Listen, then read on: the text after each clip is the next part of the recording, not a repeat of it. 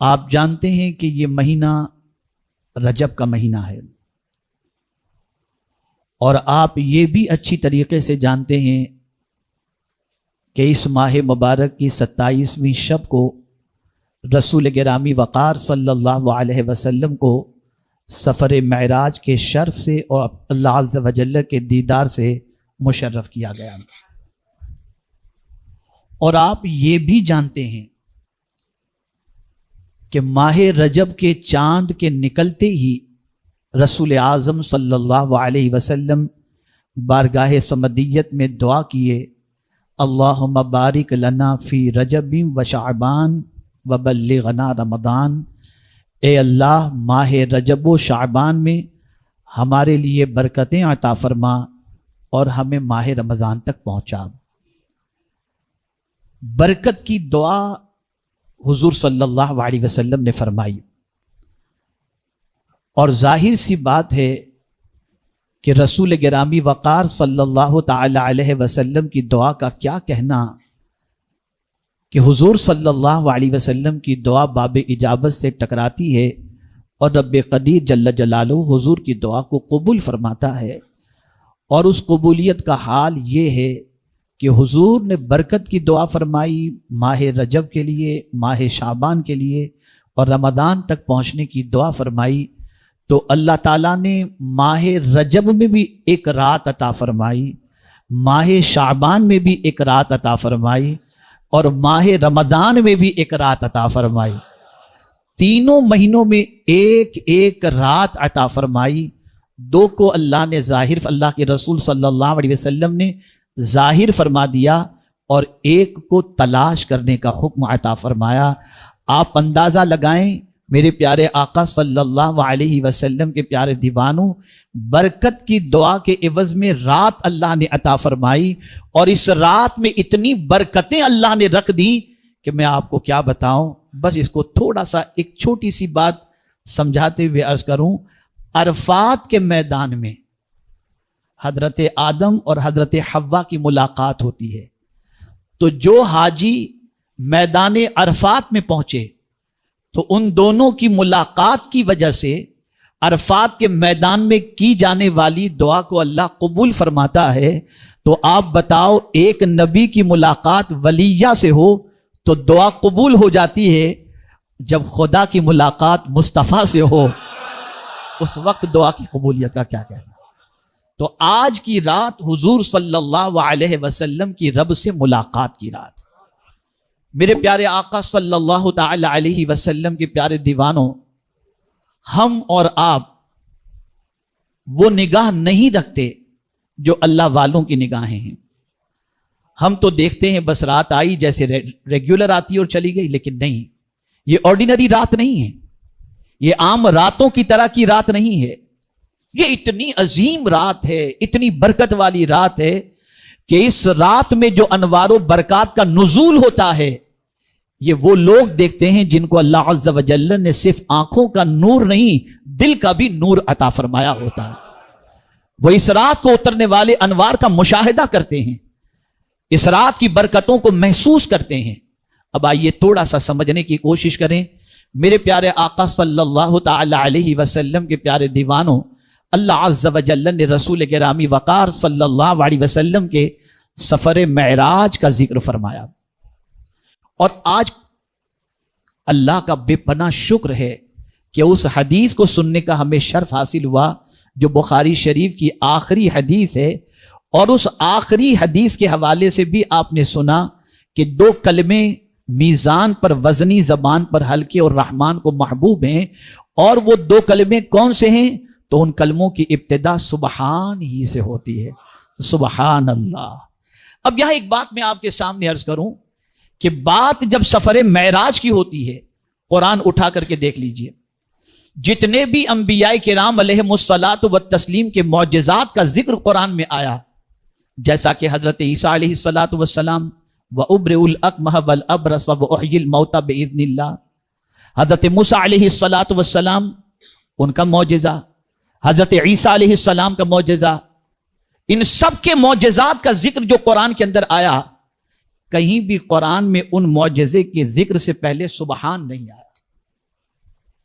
لیکن جب حضور کے اس معجزے کا ذکر اللہ فرماتا ہے تو معجزات تو ہے حضور کا، لیکن اللہ اس سے پہلے اپنی شان بیان کر رہا ہے اور فرماتا ہے سبحان الذی۔ آپ اندازہ لگائیے میرے پیارے آقا صلی اللہ علیہ وسلم کے پیارے دیوانوں، ہر نقص سے، ہر عیب سے، ہر کمی سے، ہر کجی سے اگر کوئی ذات پاک ہے تو وہ پروردگار جل جلالہ کی ذات ہے۔ پروردگار جل جلالہ رسول اعظم صلی اللہ علیہ وسلم کے سفر معراج کا ذکر فرماتے ہوئے ارشاد فرماتا ہے سبحان الذی، پاک ہے وہ ذات، اسرا بعبدہ لیلا، جس نے رات کے مختصر سے حصے میں اپنے بندے خاص کو سیر کرائی۔ اب یہاں میں آپ کی توجہ چاہوں گا کس طرح سے یہ سفر شروع ہوا۔ رسول اعظم صلی اللہ تعالی علیہ وسلم بیت ام ہانی میں یا حتیم میں تشریف فرماتے، آرام فرماتے۔ رب قدیر جل جلالہ نے حضرت جبریل امین علیہ الصلاۃ والتسلیم کو بھیجا۔ جبریل امین علیہ الصلاۃ والتسلیم دروازے سے داخل نہیں ہوئے، چھت سے اترے۔ آقا آرام فرما رہے تھے۔ اب دیکھیے ابتدا سرکار کو جگانے کی کس طریقے سے وہ کرتے ہیں۔ جبریل امین علیہ الصلاۃ والتسلیم آواز دیتے ہیں تو بے ادبی محسوس کرتے ہیں، جنبش دیتے ہیں تو بے ادبی محسوس کرتے ہیں۔ تو حضرت جبریل امین علیہ الصلاۃ والتسلیم شش و پنج میں تھے کہ میں حضور کو جگاؤں تو کیسے جگاؤں؟ تو پروردگار نے فرمایا یا جبریل قبل قدمی، اے جبریل میرے محبوب کے دونوں قدموں کو چوم لو۔ تو حضرت جبریل امین علیہ الصلاۃ والتسلیم نے مصطفیٰ جان رحمت صلی اللہ علیہ وسلم کے دونوں قدموں کا بوسہ لیا۔ آقا کریم صلی اللہ علیہ وسلم نے آنکھ کھولی، دیکھا جبریل امین علیہ الصلاۃ والتسلیم کو، تو حضرت جبریل امین علیہ الصلاۃ والتسلیم نے آقا کریم صلی اللہ تعالی علیہ وسلم کو رب قدیر جل جلالہ کا سلام پیش کیا اور عرض کیا ان اللہ اشتاق الی لقائک یا رسول اللہ صلی اللہ تعالی علیہ وسلم، بے شک اللہ عز و جل آپ سے ملنے کا مشتاق ہے۔ اندازہ لگا میرے پیارے آقا صلی اللہ تعالی علیہ وسلم کے پیارے دیوانوں، رسول اعظم صلی اللہ تعالی علیہ وسلم بے پناہ مسرور ہوتے ہیں اور رب قدیر جل جلالہ کی ملاقات کے لیے حضرت مختار کائنات صلی اللہ علیہ وسلم تیار ہوتے ہیں۔ اب رسول اعظم صلی اللہ علیہ وسلم کے لیے سواری جو ہے نا، یہ بھی جنت سے آئی تھی۔ اچھا یہ ایک بات بتاؤں، بہت خاص مہمان اگر کوئی ہو تو اس کے لیے سواری بھیجی جاتی ہے، اور کسی کے لیے کہا جاتا ہے ٹیکسی پکڑ کے آ جانا، خاص کے لیے سواری بھیجی جاتی ہے۔ تو مولا نے اپنے محبوب صلی اللہ علیہ وسلم کے لیے سواری بھیجی، اس سواری کو براق کہتے ہیں۔ میرے پیارے آقا صلی اللہ علیہ وسلم کے پیارے دیوانوں، جبریل امین سواری لے کر کے آئے، رسول اعظم صلی اللہ علیہ وسلم بیدار ہوئے تو آقا کریم صلی اللہ علیہ وسلم کے قلب اطہر کو حضرت جبریل امین علیہ الصلاۃ والتسلیم نے آب زمزم سے دھویا، سینہ مبارک کو شق کیا، اور اس کے بعد اس میں سے جو چیز نکالنے کی تھی وہ نکالی، جو چیز رکھنے کی تھی وہ رکھی، اور آپ کے قلب اطہر کو آب زمزم سے دھویا گیا۔ یا اللہ، پانی تو بہت سارے تھے، آب زمزم سے کیوں دھویا گیا؟ تو جواب ملے گا، ذرا دیکھو تو صحیح کہ مصطفیٰ کے سینے جیسا اور ان کے دل جیسا بھی کوئی پاک ہے، تو جیسا پاک دل ویسا پانی بھی تو پاک چاہیے نا۔ نہ آب زمزم جیسا کوئی پاک پانی ہے، اور نہ مصطفیٰ جان رحمت صلی اللہ علیہ وسلم جیسا کوئی پاک دل ہے۔ اسی لیے اعلیٰ حضرت عظیم البرکت امام عشق و محبت کہتے ہیں، تو جو چاہے تو ابھی میل میرے دل کے دلیں، کہ خدا دل نہیں کرتا کبھی میلا تیرا۔ حضور کا دل میلا ہے ہی نہیں۔ اور پھر حضرت انس رضی اللہ تعالیٰ عنہ سے رسول اعظم صلی اللہ علیہ وسلم نے جو دل کے میلے ہونے کا ذکر فرمایا اور اس کی صفائی کے بارے میں فرمایا، ارشاد فرمایا، اے انس، تم سے ہو سکے تو صبح و شام اس حال میں کرو کہ تمہارے سینے میں کسی کے لیے کینہ نہ ہو اور یہ میری سنت ہے، جس نے میری سنت سے محبت کی اس نے مجھ سے محبت کی، اور جس نے مجھ سے محبت کی وہ جنت میں میرے ساتھ ہوگا۔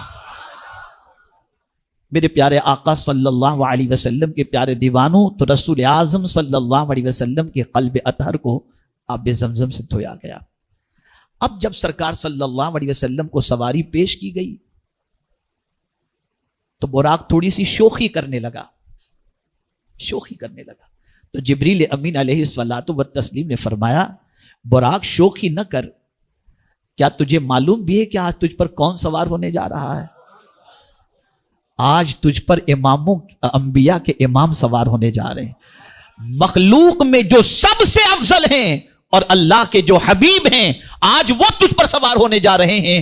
اتنا سننا تھا کہ براق پسینہ پسینہ ہو گیا۔ کچھ روایات مختلف عشاق کی طرف سے ملتی ہیں کہ شوخی کرنے کی ایک وجہ یہ تھی کہ براق سے جب پوچھا گیا شوخی کیوں کر رہا ہے تو براق کہتا ہے کہ آج ہی کی رات تو مانگنے کی رات ہے، آج تو حضور مجھ پر سوار ہو کر معراج کا سفر طے کریں گے، لیکن کل جنت میں بہت ساری سواریاں ہوں گی، چاہتا ہوں کہ حضور سے آج مانگ لوں کہ جس طرح سفر معراج کے لیے میرا انتخاب ہوا ہے جنت میں بھی میرا انتخاب ہو جائے۔ میرے پیارے آقا صلی اللہ علیہ وسلم کے پیارے دیوانوں، حضور براق پر سوار ہوئے۔ اب آپ دیکھیں یہاں ایک تھوڑا سا آپ سمجھیں، معجزہ دکھایا کیوں جاتا ہے؟ اور معجزے کا مسئلہ بھی یہی ہوتا ہے، دکھایا جائے تاکہ معجزے کو دیکھ کر لوگوں کے اندر یقین پیدا ہو جائے اور وہ ایمان لانے کے لیے تیار ہو جائیں۔ لیکن یہاں یہ عجیب معجزہ ہے، یہاں اس معجزے کا دیکھنے والا کوئی ہے ہی نہیں، کوئی نہیں۔ حضور صلی اللہ علیہ وسلم کے اس معجزے کو فرشتوں ہی نے دیکھا، انسانوں میں کسی نے نہیں دیکھا۔ آقا کریم صلی اللہ تعالی علیہ وسلم براق پر سوار ہوئے۔ اب براق کتنا تیز رفتار، یہاں یہ بھی سمجھ لیں کہ آج جو چیزیں ایجاد ہو رہی ہیں، جو سواریاں، یہ سب کچھ ہماری تاریخ اس سے چوری کر کے لوگ ان ساری سواریوں کو بناتے ہیں۔ براق کی کیفیت یہ تھی کہ براق چلتا بھی تھا اور اڑتا بھی تھا، چلتا بھی تھا اور اڑتا بھی تھا۔ تو آج بھی دنیا کے اندر ایسی سواریاں بنائی جا رہی ہیں جو چلے بھی اور اڑے بھی۔ یہ کہاں سے سیکھا؟ یہ حضور کے سفر معراج کی سواری سے انہوں نے سیکھا ہے۔ اور کتنی تیز رفتار یہ سواری تھی کہ آدمی کی نگاہ جہاں تک نہیں پہنچتی وہاں براق کا پہلا قدم پہنچتا ہے۔ اب میں یہاں آپ کو بتاؤں کہ میرے پیارے آقا صلی اللہ علیہ وسلم کے پیارے دیوانوں، تیز رفتار کسی سواری پر سوار ہو کر کے آپ جائیں تو آپ کو کوئی چیز نظر نہیں آئے گی۔ آپ راجدھانی میں چلے جائیں تو ایسا لگے گا سب درخت آپ کے ساتھ دوڑ رہے ہیں، زمین آپ کے ساتھ دوڑ رہی ہے۔ اور ہوائی جہاز میں اگر آپ سفر کریں تو کوئی چیز نیچے آپ کو نظر نہیں آئے گی، لیکن یا رسول اللہ آپ کی نگاہوں پر قربان، اتنی تیز سواری پر سوار ہو کر حضور جا رہے ہیں اور فرماتے ہیں کہ میں موسیٰ کی قبر کے قریب سے گزرا، میں نے موسیٰ کو قبر کے اندر کھڑے رہ کر نماز پڑھتے دیکھ لیا۔ سرکار کی نگاہوں کا اندازہ لگائیے کہ اتنی تیز سواری پر کس حال کے اندر موسیٰ علیہ السلام قبر کے اندر ہیں، وہ بھی حضور صلی اللہ علیہ وسلم نے دیکھ لیا، اور پھر موسیٰ علیہ السلام کی قبر کو بھی پہچان لیا، اور موسیٰ علیہ السلام کی کیفیت کا بھی حضرت مختار کائنات صلی اللہ علیہ وسلم نے مشاہدہ فرمایا۔ اب یہاں سفر کا سلسلہ مسجد حرام سے شروع ہوا مسجد اقصیٰ تک کے لیے، دولہا بن کر جا رہے ہیں حضور صلی اللہ علیہ وسلم۔ نہ کائنات میں کسی نے ایسا دولہا دیکھا اور نہ ایسے باراتی دیکھے، اس لیے کہ دولہا سید المعصومین اور باراتی سارے فرشتے وہ سب بھی معصوم، فرشتے بھی معصوم، اور سرکار صلی اللہ علیہ وسلم سید المعصومین۔ کہاں پہنچے؟ مسجد اقصیٰ۔ اب مسجد اقصیٰ پہنچے تو جہاں پہنچے وہاں بھی معصوموں کی پہلی جماعت موجود ہے، معصوموں کی جماعت موجود ہے، سارے انبیاء وہاں پہلے سے انتظار کر رہے ہیں، حضور صلی اللہ علیہ وسلم پہلے سے موجود ہیں۔ میرے پیارے آقا صلی اللہ تعالی علیہ وسلم کے پیارے دیوانوں، رب قدیر جل جلالہ نے مسجد حرام سے ڈائریکٹ سفر معراج کیوں نہیں کروایا؟ یہ پہلے اسرا والا مسئلہ، مسجد اقصی تک لے جانے کا مسئلہ کیوں؟ تو میرے پیارے آقا صلی اللہ علیہ وسلم کے پیارے دیوانوں، اس کے بارے میں فرمایا گیا کہ چونکہ رسول اعظم صلی اللہ علیہ وسلم کعبہ جو قبلہ ہے اس کے تو امام تھے، اللہ چاہتا تھا کہ دوسرا جو قبلہ ہے، جو جس کو قبلہ اول کہا جاتا، حالانکہ قبلہ اول کعبہ ہی ہے، یہ تو اخبار کے اندر لکھنے والوں کی غلطیاں ہیں۔ کعبہ بیت المقدس سے 40 سال پہلے بنا ہے، قبلہ اول یہی ہے، قبلہ اول بیت المقدس نہیں ہے، سب سے پہلا قبلہ یہی ہے۔ یہ لوگ جو اخبار میں لکھتے ہیں قبلہ اول کو آزاد کریں، یہ قبلہ اول یہی ہے۔ حضور صلی اللہ علیہ وسلم کو اس قبلے کا بھی امام بنانا تھا تاکہ دنیا کو بتا دیا جائے بیت المقدس کے امام بھی حضور ہیں اور کعبے کے امام بھی حضور ہیں، اسی لیے حضور کو امام القبلتین کہا جاتا ہے، قبلتین کہا جاتا ہے۔ میرے پیارے آقا صلی اللہ تعالی علیہ وسلم کے پیارے دیوانوں، رسول گرامی وقار صلی اللہ تعالی علیہ وسلم تشریف فرما ہوئے وہاں پر پہنچے، انبیاء کی صفیں لگی ہوئی تھیں۔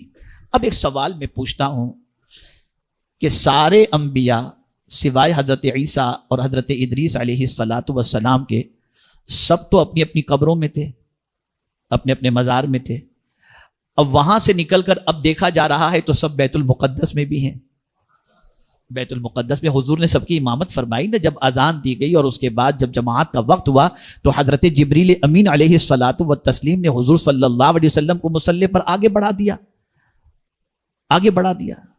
اسی لیے اعلیٰ حضرت عظیم البرکت امام عشق و محبت کہتے ہیں نماز اقصی میں ہے یہی سر، آیا ہو معنی اول و آخر، یہ ظاہر ہو جائے کہ اول بھی حضور ہیں اور آخر بھی حضور ہیں، اول بھی حضور ہیں آخر بھی حضور ہیں۔ میرے پیارے آقا صلی اللہ علیہ وسلم کے پیارے دیوانوں، رسول اعظم صلی اللہ علیہ وسلم نے نماز پڑھائی۔ اب یہاں سوال یہ پیدا ہوتا ہے کہ انبیاء جو قبروں میں تھے، اپنی اپنی مزاروں میں تھے، وہ وہاں کیسے پہنچے؟ کیا مزار میں بھی تھے، وہاں بھی تھے؟ تو آپ کو یہ سمجھنا ہوگا کہ اللہ نے اپنے مقبول بندوں کو اتنی طاقت عطا فرمائی ہے کہ وہ پلک کے جھپکتے جہاں چاہیں، جب چاہیں، جیسے چاہیں وہ پہنچ سکتے ہیں۔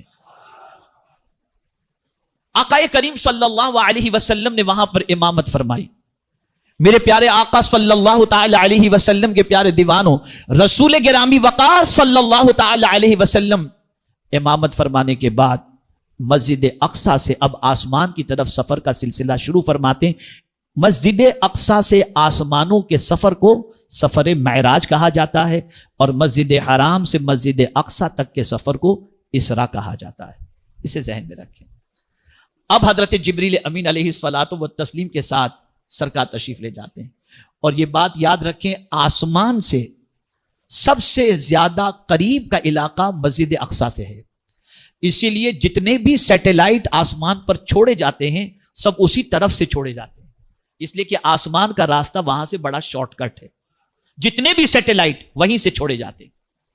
اب حضرت جبریل امین علیہ الصلاۃ والتسلیم کے ساتھ رسول اعظم صلی اللہ علیہ وسلم آسمانوں کا سفر شروع کرتے ہیں۔ پہلے آسمان پر پہنچے، یہ بھی یاد رکھیں کہ آسمانوں پر دروازے ہیں، دروازہ بند تھا، جبریل امین علیہ الصلاۃ والتسلیم نے دستک دی، اندر سے پوچھا گیا من انتا؟ حضرت جبریل امین علیہ الصلاۃ والتسلیم نے فرمایا انا جبریل۔ پھر پوچھا گیا من معک؟ تمہارے ساتھ کون ہیں؟ حالانکہ پوچھنے والے جانتے ہیں کہ آنے والا جبریل بھی ہے اور ان کے ساتھ آنے والا کون ہے یہ بھی وہ جانتے ہیں، لیکن حضور کی عظمت بتانا مقصود ہے۔ جیسے ہی جبریل امین نے کہا میرے ساتھ محمد الرسول اللہ صلی اللہ علیہ وسلم ہے، جیسے ہی جبریل امین نے کہا فوراً دروازہ کھل گیا۔ پتا چلا ہر دروازہ کھلتا ہے حضور کے نام سے کھلا کرتا ہے، چاہے وہ آسمان کا دروازہ ہو چاہے جنت کا دروازہ ہو، فوراً جنت کا دروازہ کھل گیا۔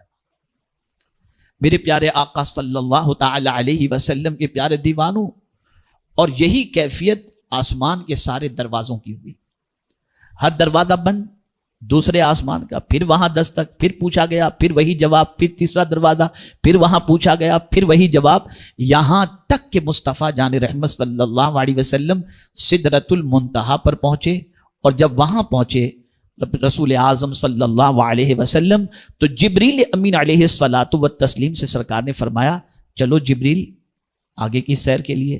تو کہتے ہیں اگر تھوڑا سا بھی آگے بڑھنے کی میں نے کوشش کی تو پرتوے تجلی سے میرے پر جل جائیں گے. سدرۃ المنتہا وہ مقام ہے کہ اس کے بعد جتنا بھی یہاں کا ہے وہ سب مخلوق ہے، اور سدرۃ المنتہا سے آگے صرف جلوہ پروردگار جل جلالہ ہے. کوئی وہاں تک پہنچا ہی نہیں اور نہ قیامت تک پہنچ سکتا ہے. اگر وہاں تک رسائی ہے تو صرف مصطفیٰ جان رحمت صلی اللہ علیہ وسلم، آقا کریم صلی اللہ علیہ وسلم،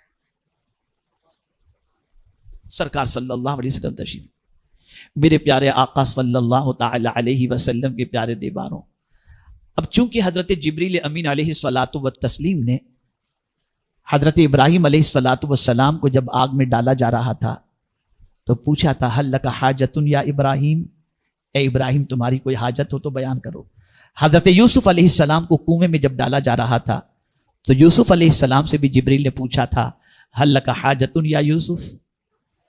اب چونکہ انبیاء سے وہ پوچھ چکے تھے تو میرے آقا صلی اللہ علیہ وسلم سے تو پوچھنے کا معاملہ ہی نہیں ہو سکتا، تو سرکار نے ان سب کا بدلہ چکا دیا.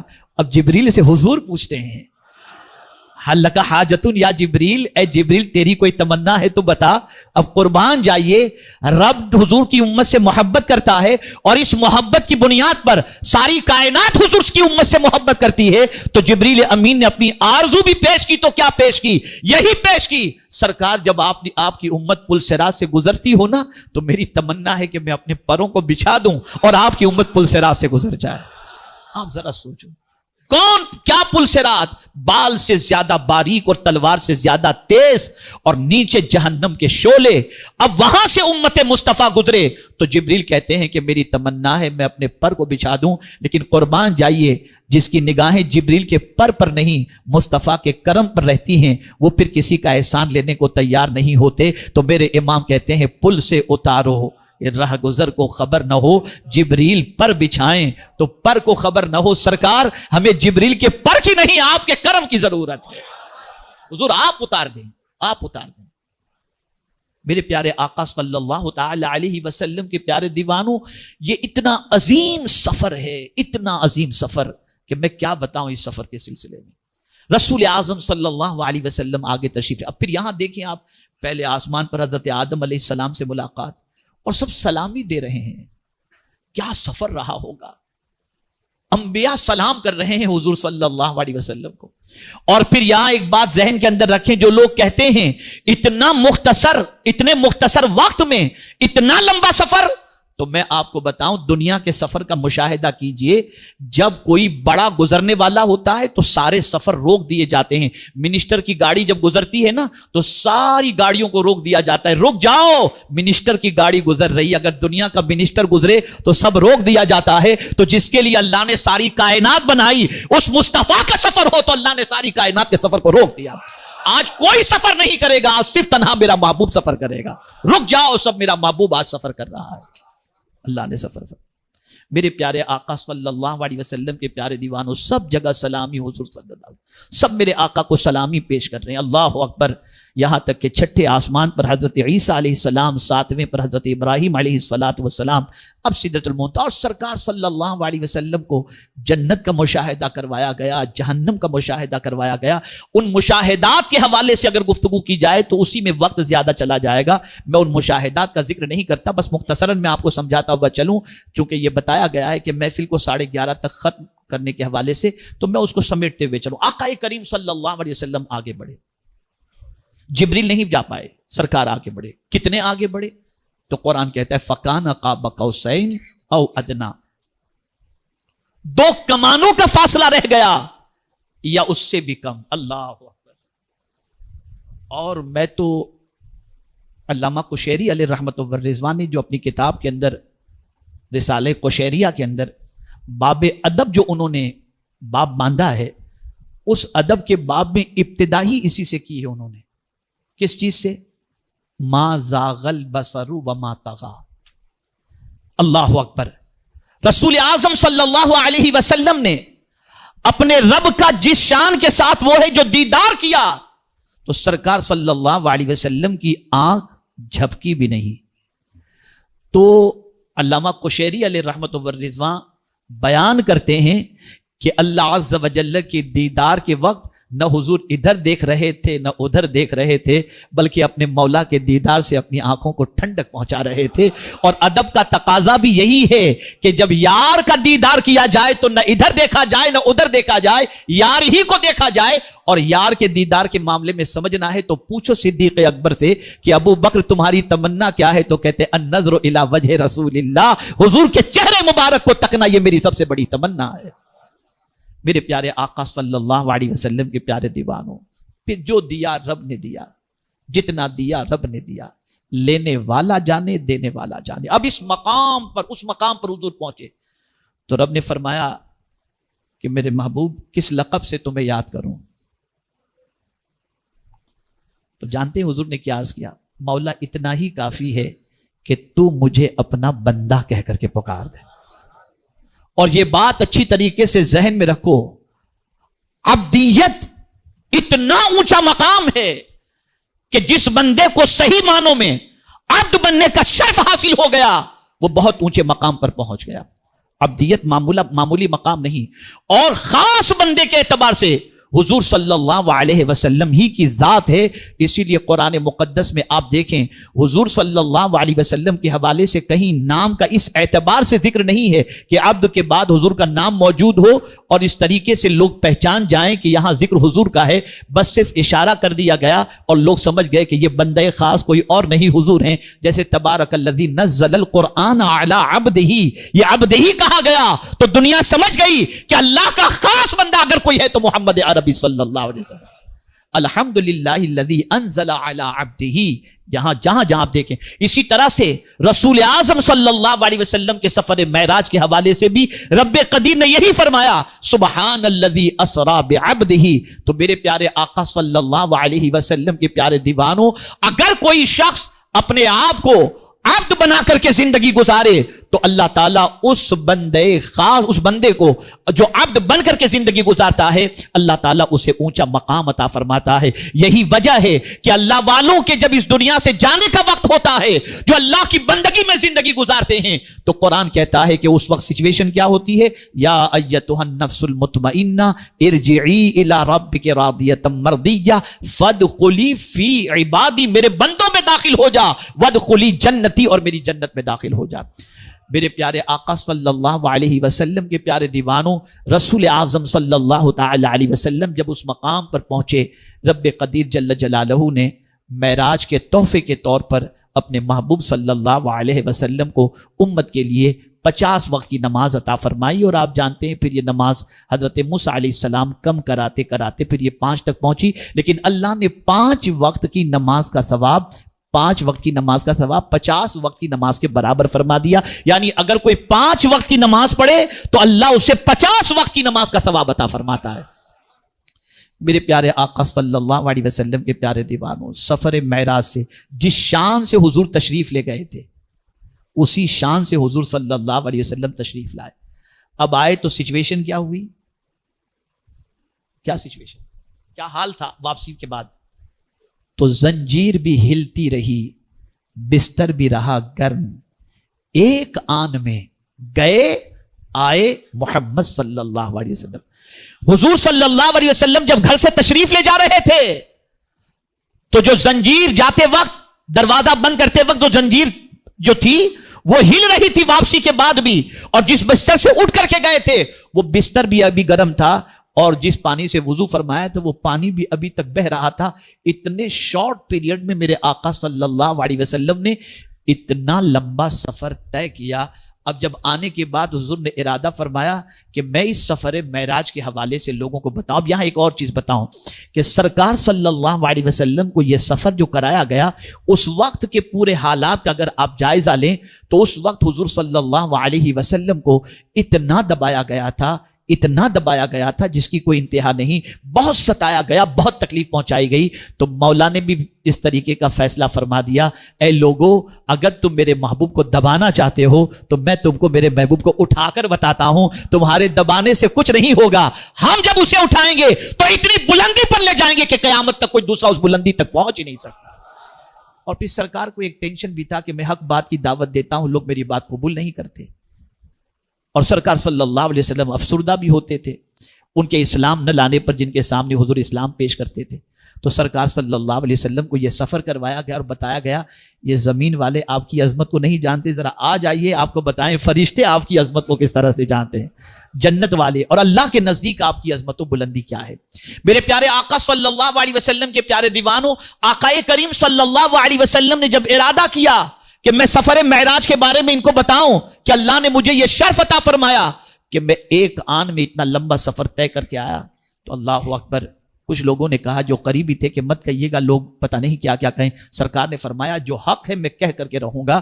اللہ اکبر، مدینے کے تاجدار ارواحنا فدا ہو صلی اللہ علیہ وسلم نے جیسے ہی لوگوں کے سامنے یہ بات پیش کی کہ میں مسجد حرام سے مسجد اقصی اور وہاں سے ساتوں آسمانوں کی سیر، پھر لامکاں کی سیر کیا اور اپنے رب کے جلوے کو میں دیکھ کر کے آیا، بس لوگوں میں کہے لگنے شروع ہوئے، مذاق اڑانے کا سلسلہ شروع ہوا اور لوگوں نے تمسخر کرنا شروع کیا، انکار کرنا شروع کیا، اس لیے کہ سب جانتے تھے کہ حضور صلی اللہ علیہ وسلم کبھی ملک شام گئے ہی نہیں، تو کیسے ملک شام کی یہ بات کر رہے ہیں۔ تو اب ایک چیز تھی کہ مسجد حرام سے مسجد اقصی، تو وہاں کے لوگ مسجد اقصی تو گئے تھے، انہوں نے مسجد اقصی بھی دیکھی تھی، ملک شام کا سفر بھی کیا تھا، تو کہا اچھا ٹھیک ہے، آپ اتنے سے مختصر سے وقت میں یہ سفر کر کے آئے ہو نا، ذرا بتاؤ مسجد اقصی کی کھڑکیاں کتنی ہیں۔ میں آپ کو بتاؤں یہ ٹرسٹی جو کھڑکیاں بنائے ہیں نا اور اتنے سال سے مسجد میں نماز پڑھتے ہیں، وہ بھی یہاں رہتے ہوئے نہیں بتا سکیں گے کہ کھڑکیاں کتنی ہیں، دروازے کتنے ہیں، سوچیں گے پتہ نہیں کتنے دروازے ہیں۔ اب ان لوگوں نے جو پہلی بار حضور مسجد اقصی گئے، اب ان لوگوں نے سوال پوچھا کہ مسجد اقصی میں کتنے دروازے، کتنی کھڑکیاں ہیں، یہ سارے سوالات کرنے لگے۔ تو رسول اعظم صلی اللہ علیہ وسلم کے لیے رب قدیر نے مسجد اقصی کو حضرت جبریل امین علیہ الصلوۃ والسلام کو اپنے پر لے کر حضور کے سامنے پر رکھ دیا۔ سرکار مسجد اقصی کی کھڑکیاں دیکھتے جاتے اور بیان کرتے چلے جاتے۔ اللہ اکبر، قربان جائیے۔ اور پھر بس یہ آخری بات عرض کرتا ہوں، اللہ کے رسول صلی اللہ تعالی علیہ وسلم کے اس سفر معراج کا ذکر جو ہے ابھی سرکار نے صدیق اکبر رضی اللہ تعالیٰ عنہ کے سامنے نہیں کیا تھا، رسول اعظم صلی اللہ تعالی علیہ وسلم نے سفر معراج کا ذکر دوسروں کے سامنے کیا تھا، تو لوگوں کو موقع ملا کہ چلو ابو بکر پڑھے لکھے۔ اور یہ ایک بات عرض کر دوں، عام طور پر پڑھے لکھوں کو بدعقیدہ جب ٹارگٹ کرتے ہیں نا تو اسٹارٹ کیسے کرتے ہیں میں آپ کو بتاؤں۔ پڑھے لکھوں سے کہتے ہیں یار آپ پڑھے لکھے ہو، سمجھدار آدمی ہو، کیا یہ اللہ کے ولی کے آستانے پر جا کر کے کچھ ملا کرتا ہے؟ پتہ نہیں یہ سنی لوگ کیا کیا کرتے ہیں، یہ اس طریقے سے ٹارگٹ۔ تو ایسے کچھ لوگوں نے صدیق اکبر سے کہا ابو بکر تمہیں معلوم ہے تمہارے صاحب نے کیا کہا؟ کیا کہا یہ انہوں نے کہا ہے کہ وہ پلک کے جھپکتے ساتوں آسمانوں کی سیر، مسجد حرام سے مسجد اقصی کی سیر اور لامکاں کی سیر کر کے وہ تشریف لائے ہیں۔ کیا ابو بکر یہ ماننے والی بات ہے کہ اتنے مختصر سے وقت میں اتنا لمبا سفر؟ کہا کس نے کہا ہے؟ کہا تمہارے صاحب محمد عربی صلی اللہ علیہ وسلم نے۔ تو ابو بکر نے کہا میں گواہی دیتا ہوں جو کچھ حضور نے فرمایا وہ سچ فرمایا، جو کچھ فرمایا سچ فرمایا۔ اللہ ایمان دے تو صدیق اکبر جیسا ایمان عطا فرمائے۔ یہ ہے ایمان، یہ ہے ایمان۔ میرے پیارے آقا صلی اللہ علیہ وسلم کے پیارے دیوانوں، آج کی رات غفلت میں مت گزارنا، آج کی رات عبادت میں گزارنا۔ اور میں خاص ایک بات عرض کر دوں، کوشش کرنا تھوڑے سے آنسو نکل جائیں، دعا کرو اور دعا میں کوشش کرو تھوڑے سے آنسو نکل جائیں، اس لیے کہ اللہ تعالیٰ کو آنسو بہت پسند ہیں، بہت پسند ہیں آنسو۔ اور جتنے بھی انبیاء کی زندگی آپ دیکھیں گے، اولیاء کی زندگی دیکھیں گے، ان کی زندگی میں آپ کو رونا زیادہ ملے گا، رونا زیادہ ملے گا۔ رسمی طور پر دعا نہ کرو، رسمی طور پر اللہ کی بارگاہ میں ہاتھ پھیلا کر کے زبان سے صرف کچھ کہنا نہ کرو، بلکہ دل کو شامل رکھو، درد کو شامل رکھو، رب کی عظمت و شان کو پیش نظر رکھو۔ آپ یاد رکھیں شیخ احمد سرہندی رحمت اللہ تعالی علیہ نے بڑی پیاری بات فرمائی۔ ارشاد فرماتے میں نے دعا کے لیے ہاتھ اٹھائے، میری ایک پریشانی تھی، اس سے پہلے میں دعا کرتا تھا کافی دنوں سے، لیکن میری پریشانی دور نہیں ہو رہی تھی۔ ایک رات میں نے دعا کے لیے ہاتھ اٹھائے اور اٹھانے کے بعد جو ہی میں نے اپنی زبان سے آقا کریم صلی اللہ علیہ وسلم کا نام لیا، یا اللہ تیرے محبوب صلی اللہ علیہ وسلم کے صدقے میں میری پریشانی دور فرما، حضور کا نام لیتے ہی میری آنکھوں سے آنسو جاری ہو گئے۔ ادھر آنسو جاری ہوئے، ادھر حضور کا وسیلہ میں نے پیش کیا اور آنسو جاری ہوئے، ادھر میری پریشانی اللہ نے دور فرما دی۔ ارے یار ایک ماں جب آنسو نہیں دیکھ سکتی تو وہ تو ماؤں سے زیادہ پالن بات۔ لیکن ہمارا حال یہ ہے کہ ہر چیز میں رسم رہ گئی۔ آج کی رات آنسو بہاؤ، اللہ کو مناؤ، اللہ اپنے حبیب صلی اللہ علیہ وسلم کے صدقہ و طفیل ضرور کرم کی نظر فرمائے گا، اور رب قدیر جل جلالہ آج کی مقدس رات کے صدقے میں یہ حضور صلی اللہ علیہ وسلم کے عروج کی اور معراج کی رات ہے. اگر ہم حضور کے قدموں سے قریب ہو گئے اور رسول اعظم صلی اللہ علیہ وسلم کے طریق کو ہم نے اپنانا شروع کر دیا اور رسول اعظم صلی اللہ علیہ وسلم کی تعلیمات و محبت کو دل میں ہم نے جگہ دی، تو انشاءاللہ العظیم رب قدیر جل جلالہ ہم پر بھی کرم کی نظر فرمائے گا. زوال سے عروج کی طرف جانا ہے تو آج کی رات توبہ استغفار کرو، اللہ سے معافی مانگو، نمازوں کی پابندی کرو. ایک بات عرض کر دوں، یاد رکھیں، یہ تو کہا جاتا ہے کہ نماز مومنوں کی معراج ہے، جو بالکل حق ہے، اور یہ بھی کہا جاتا ہے کہ اس رات نماز کا تحفہ ملا، لیکن یہ یاد رکھیں کہ اس کو پوری مکمل بات کرنی چاہیے. ایک وقت کی نماز کا تحفہ نہیں ملا، 5 وقت کی نماز کا تحفہ ملا ہے. اس رات 5 وقت کی نماز کا تحفہ ملا ہے. اس لیے اس بات کو یاد رکھیں کہ کوئی یہ نہ تصور کرے کہ میں ظہر پڑھ لوں گا، میں مغرب پڑھ لوں گا، میں عشاء پڑھ لوں گا، اللہ جب توفیق دے گا تب 5 وقت کی پڑھوں گا. نہیں، 5 وقت کی نماز پڑھو. یہ آج کی رات کا سب سے بڑا تحفہ ہے. میرے پیارے آقا صلی اللہ علیہ وسلم کے پیارے دیوانوں، اللہ کی طرف سے ملنے والے اس عظیم تحفے کی قدر کرتے ہوئے اپنی رات کو اللہ کی بندگی میں گزارنے کی کوشش کریں. انشاءاللہ العظیم انوار و تجلیات کی بارشیں ہوں گی، قلب صاف بھی ہوگا. اور یاد رکھیں، کپڑا صاف ہوتا ہے باہر کے پانی سے اور دل صاف ہوتا ہے آنکھ کے آنسو سے. جہاں آنکھ سے آنسو نکلے گناہ صاف ہو جائیں گے، دل صاف ہو جائے گا. اللہ رب العزت جل جلالہ آقا کریم رؤوف الرحیم علیہ التحیۃ والتسلیم کے صدقہ و طفیل ہم سب کو آج کی رات کی برکتوں سے مالا مال فرمائے، اور رب قدیر تاجدار کائنات صلی اللہ علیہ وسلم کی بارگاہ سے ملنے والے تحفے، اللہ کی طرف سے جو حضور تحفے لے کر کے آئے اور سرکار نے جو ہمیں رب قدیر جل جلالہ کی جانب سے ملنے والے تحفے عطا فرمائے، اللہ اس کی ہمیں قدر کر